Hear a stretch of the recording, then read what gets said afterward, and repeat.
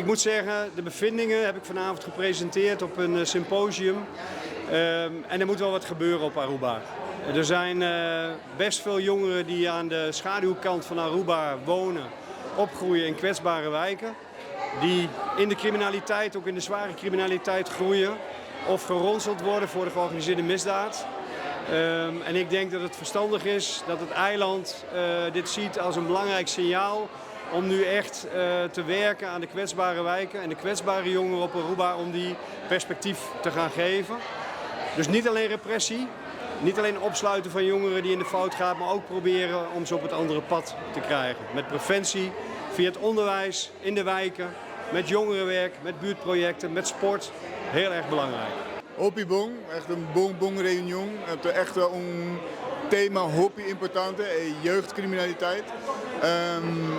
Ja, het is eigenlijk met de Hopi Contento omdat ook Aki, dus we brengen eigenlijk veiligheid en wetenschap brengen we bij elkaar. Dus te creëren inzicht en overzicht. Riba Topico Aki, kijk, het is al iets wat we al langere tijd kennen. Maar we hebben nu meer inzicht in wat het probleem is. En het probleem voor ons is dat wij meer moeten focussen op preventie. Dus wij moeten niet alleen opsporen, straffen en handhaven, maar focus op preventie en focus op voorkomen. En daar hebben we mooie handvatten over meegekregen. Dus nos hebben we een jeugdplan. We zullen straks met een jeugdplan komen en dan geven we invulling aan wat we vandaag hebben gehoord. En dan zei het een cambio, weet je wat het is. We proberen het al, kijk, police, normalmente het focus bij handhaving. Dus eigenlijk opsporen, zakken, bekeuring. Maar nu is het extra belangrijk gebleken dat we nog meer gaan focussen op voorkomen en op preventie. Dus dat gaan we doen en ik heb alle vertrouwen in. We doen iets wat bij Aruba past. En we zijn hier vanavond aanwezig, toe differente partners lang.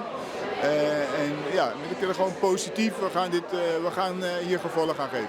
Nou, er is eigenlijk een probleem solamente voor die veiligheid, voor die police.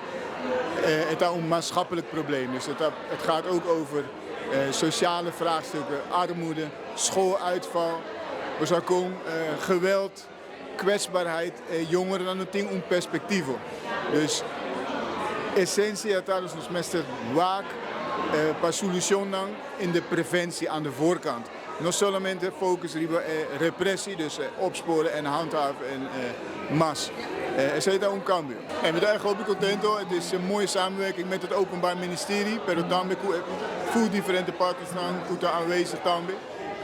Ja, echt Hopi Bong en tambe met daar konden ze en meneer Henk Verwera, wetenschapper. Ik ken hem uit Nederland. We hebben in Nederland ook veel met elkaar samengewerkt.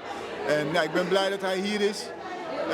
Doe nou onderzoek, weet je wel. En ja, eigenlijk Judanos, waar problemen dan scherp, weet je. Creëer inzicht en overzicht. Dus dat is een kost Hopi importante.